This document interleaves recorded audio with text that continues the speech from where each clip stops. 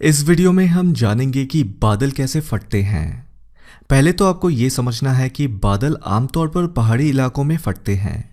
क्योंकि पहाड़ी एक ऐसी जगह है जहां जमीन बादलों के करीब होता है। कई बार तो आपने ये भी सुना होगा कि पहाड़ों में बादलों को छू सकते हैं। तो अगर बादल किसी पहाड़ी इलाके के पास फटता है तो उसका असर मैदानी इलाकों की तुलना में बहुत तगड़ा और भयानक होता है। आपको ये तो पता होगा कि बादल बनते कैसे हैं। जब सूरज की किरणें धरती और पानी के ऊपर गिरती हैं तो वो सरफेस को गर्म कर देती है। सरफेस के गर्म होने पर लो प्रेशर जोन बनता है। जैसे जैसे तापमान बढ़ता है उस इलाके की हवा भी गर्म होकर वाटर वेपर बन जाती है। इसे हम नमी यानी कि मॉइस्चर भी कहते हैं। गर्मी के कारण हवा में जो एयर मॉलिक्यूल्स होती हैं वो फैलती है। हमेशा याद रखिए कि कोई भी चीज़ गर्मी में फैलती है, एक्सपैंड होती है, और ठंड में उल्टा सिकुड़ती है, कॉन्ट्रैक्ट होती है। तो गर्म हवा एक्सपैंड होकर ऊपर की ओर उठती है। अब ये गर्म हवा यानी कि मॉइस्चर या वाटर वेपर एक पर्टिकुलर ऊंचाई तक पहुंचने के बाद ठंडी होने लगती है और वाटर से वेपर खोने लगती है। इसे कंडेंसेशन कहते हैं। इस तरह बादलों का निर्माण होता है। एक बार बादल बन गया उसके बाद अगले स्टेप में बारिश होती है। अब आपको क्या करना है, पहाड़ों को इमेजिन करना है। तो इमेजिन करिए एक पहाड़ी इलाका। आप नॉर्दर्न इंडिया के बारे में सोच सकते हैं क्योंकि जून, जुलाई, अगस्त के महीनों में नॉर्दर्न हेमिस्फीयर में काफ़ी गर्मी होती है। इसका मतलब है कि टेम्परेचर काफ़ी ज़्यादा होता है और यहाँ काफ़ी गर्मी और नमी होती है। जब ज़मीन गर्म होती है तो आसपास के वातावरण का तापमान भी बढ़ता है, जिससे हवा में नमी की मात्रा बढ़ जाती है। ह्यूमिडिटी का मतलब होता है कि हवा में कितनी मात्रा में वाटर वेपर होती है। अगर हवा में वाटर वेपर ज़्यादा हो तो उसे नमी यानी कि मॉइस्चर भी कहते हैं। अब ये गर्म हवा हिमालय पहाड़ों की ओर बहती है जहाँ तापमान बहुत कम होता है। आपको तो मालूम होगा कि हिमालय पहाड़ी इलाकों पर काफ़ी ठंड होती है। अच्छा, एक चीज़ यहाँ मैं बता दूँ, जब गर्म हवा ऊपर उठती है तो वो सीधे की ओर ऊपर नहीं उठती। इसको ऐसे इमेजिन नहीं करना।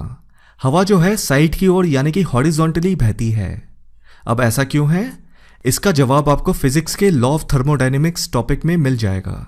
लॉ ऑफ थर्मोडायनेमिक्स हमें ये सिखाती है कि हीट जो है वो ज़्यादा तापमान वाले क्षेत्र से कम तापमान वाले क्षेत्रों की ओर ट्रांसफ़र होती है। तो इस लॉजिक से हमें ये पता चलता है कि नॉर्दर्न इंडिया की गर्म हवा ठंडे हिमालय पर्वतों की ओर बहती है। जैसे जैसे गर्म हवा हिमालय पहाड़ों की ओर बढ़ती है, अगर आपको याद होगा, इसे ओरोग्राफिक रेनफॉल भी कहते हैं। मैंने इस टॉपिक पे भी एक वीडियो बनाया है। अगर आप YouTube पे सर्च करें डिफरेंट टाइप्स ऑफ रेनफॉल, उसमें मैंने ओरोग्राफिक रेन के बारे में डिटेल में बताया है। मैं फिर से यहाँ पर ब्रीफ में बता देता हूँ। किसी भी पहाड़ के दो साइड्स होते हैं। एक होता है विंडवार्ड साइड और दूसरा होता है लीवार्ड साइड। विंडवार्ड का मतलब है पहाड़ का वो वाला हिस्सा जहाँ बहुत तेज हवा चलती है, जिसके कारण यहाँ बहुत अधिक बारिश होती है। और दूसरी तरफ लीवार्ड साइड, ऑपोजिट वाला साइड, यहाँ बिल्कुल सूखा होता है, एकदम ड्राई, और बहुत कम बारिश होती है। समर सीजन में हिमालय पहाड़ों का वो हिस्सा जो भारत की ओर है वो बन जाता है विंडवार्ड साइड। इसलिए जब मॉइस्चर से भरी गर्म हवा पहाड़ों की ओर बढ़ती है तब पहाड़ों की सतह भी गर्म हो जाती है। हालांकि वैली की तुलना में पहाड़ तेजी से गर्म खो भी देती है और यही पहाड़ों को ठंडा भी रखती है। जब घाटी की गर्म हवा ठंडे हिमालय पर्वतों की ओर बढ़ती है, हम जानते हैं कि ट्रोपोस्फेयर में हवा ठंडी होती है, लेकिन उसकी हाइट आसमान में बहुत ऊपर होती है, लगभग 15 किलोमीटर की ऊंचाई पर। अब ये गर्म हवा ट्रोपोस्फेयर तक पहुंचने से पहले बीच में ही पहाड़ की चोटी पर मौजूद इस ठंडे इलाके में जमा होती रहती है। हमें इतना तो पता है कि हिमालय पर्वत की चोटी साल भर बर्फ से ढकी होती है। इसे अंग्रेजी में स्नो कैप्ड माउंटेन्स भी कहते हैं। और हमें यह भी पता है कि हिमालय के पहाड़ ट्रोपोस्फेयर को नहीं छूते। ये पहाड़ 15 किलोमीटर ऊंचे नहीं हैं, ये ज़्यादा से ज़्यादा 5 से 8 किलोमीटर ऊंची हैं। सबसे ऊंचा पहाड़ तो माउंट एवरेस्ट है। हम उसकी भी अगर हाइट ले तो भी ट्रोपोस्फेयर तक नहीं जाती है पहाड़ों की चोटियाँ।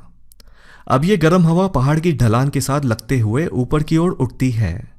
जैसे जैसे ऊपर की ओर जाती है गर्म हवा ठंडी होने लगती है, क्योंकि जितना आप ऊंचाई की ओर जाओगे उतना ही एटमॉस्फेरिक प्रेशर कम होता है, और जब प्रेशर कम हो तो चीज़ें सिकुड़ती है, कॉन्ट्रैक्ट होती है। इसी वजह से गर्म हवा सिकुड़ के ठंडी होने लगती है। इसे हम कंडेंसेशन कहते हैं। इसके बाद क्लाउड्स बनती हैं। अच्छा, यहाँ पर जो है बादल एक स्ट्रेट कॉलम में एक के ऊपर एक जमा होने लगती है। इसे हम वर्टिकल कॉलम कहते हैं और इस प्रकार क्यूमुलोनिम्बस क्लाउड्स का निर्माण होता है। ये जो क्यूमुलोनिम्बस क्लाउड है ये काफ़ी टाइटली पैक्ड होते हैं क्योंकि एक तरफ नीचे से नमी यानी कि गर्म हवा लगातार ऊपर की ओर आती रहती है और दूसरी तरफ बादल एक जगह से दूसरी जगह जल्दी जल्दी नहीं हट पाती। तो इस कारण बादलों का एक कॉलम बन जाता है जो आपस में बहुत ही टाइटली जुड़े होते हैं। अगर आप इस टर्म को देखें क्यूमुलोनिम्बस, तो ये क्यूमुलस क्लाउड और निम्बस क्लाउड का कॉम्बिनेशन है। मैंने इस पर भी एक वीडियो बनाया है, आप सर्च करें डिफरेंट टाइप्स ऑफ क्लाउड्स। उस वीडियो में मैंने क्लाउड्स के बारे में सब डिटेल में समझाया है। खैर, आप क्यूमुलस और निम्बस क्लाउड्स को देखें। ये दोनों ही क्लाउड्स आसमान में करीब 3 से 7 किलोमीटर की ऊंचाई पर पाई जाती है। इन दोनों बादलों की तस्वीर देखें। क्यूमुलस क्लाउड जो है वो एक कॉटन की तरह दिखता है, लेकिन इसका बेस जो है वो फ्लैट है। ऐसा लगता है जैसे आसमान में एक कॉटन का टुकड़ा उड़ रहा हो। इस क्लाउड का रंग जो है वो वाइट और थोड़ा ग्रे रंग का होता है। अगर आप इसको और अच्छे से देखें तो आपको लगेगा कि ये जो क्लाउड है ये दिखता है एक फूल गोभी की तरह। दूसरी तरफ निम्बस क्लाउड को देखें, ये काला और डार्क ग्रे रंग का होता है। ये क्लाउड्स क्यूमुलस क्लाउड की तुलना में थोड़ी कम ऊंचाई में पाई जाती है, लगभग 3 किलोमीटर की ऊंचाई तक, और कभी कभी उससे भी काफ़ी नीचे पाई जाती है।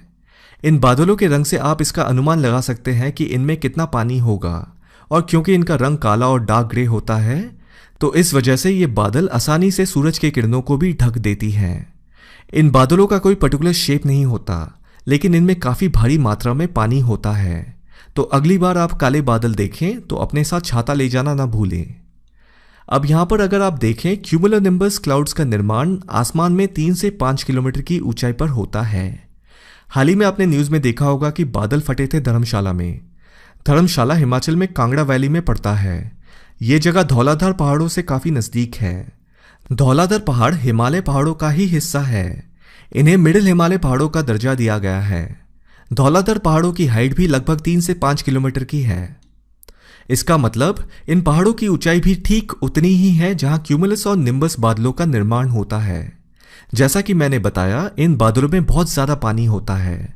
जब ये बादल एक जगह रुक जाते हैं और बादलों के अंदर पानी की बूंदें आपस में मिलने लगती है, इससे बादलों के अंदर पानी की बूंदें भारी होने लगती है और फिर अचानक से ये बादल फट जाता है क्योंकि वो बादल और पानी का भार नहीं सह पाता। अब क्योंकि ये बादल पहाड़ों की ऊंचाई पर फटते हैं, बारिश का पानी पहाड़ पर नहीं रुकता। पानी कीचड़ और पत्थरों के साथ बहुत ही तेज गति से नीचे की ओर बहने लगता है। इसलिए जब बादल फटते हैं तो बहुत भयानक तेज बारिश होती है, बिजली गरजती है और बारिश का पानी अचानक से बाढ़ भी ले आती है, जिससे बहुत नुकसान होता है। 2003 में उत्तराखंड बाढ़ भी इसी कारण से हुआ। तो अंत में एक बार फिर से बता दूं, बादल के फटने के पीछे का जो कारण है वो है गर्म हवा जब ठंडे पहाड़ों की ढलान से होती हुई ऊपर की ओर बहती है, जिसे ओरोग्राफिक लिफ्ट कहते हैं।